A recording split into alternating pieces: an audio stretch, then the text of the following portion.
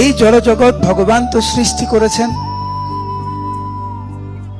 আমাদেরকে এই উপলব্ধি করানোর জন্য যে এই জড়জগৎ আমাদের নিত্য আলয় বা আমাদের বাড়ি নয়।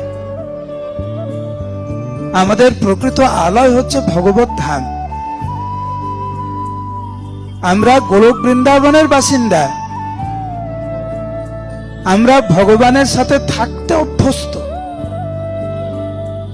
আমরা ভগবানকে ভালোবাসতে অভ্যস্ত, আমরা দুঃখ পেতে অভ্যস্ত নই।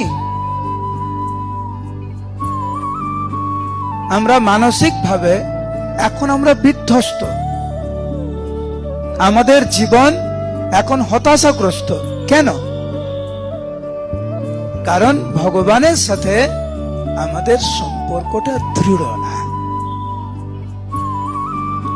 যেহেতু ভগবানের সাথে আমাদের সম্পর্কটা দৃঢ় না, সেই জন্য খুব সহজেই আমরা ভেঙে পড়ি, খুব সহজেই আমরা হতাশাগ্রস্ত হয়ে যাই, খুব সহজেই মানসিকভাবে আমরা বিধ্বস্ত হয়ে যাই।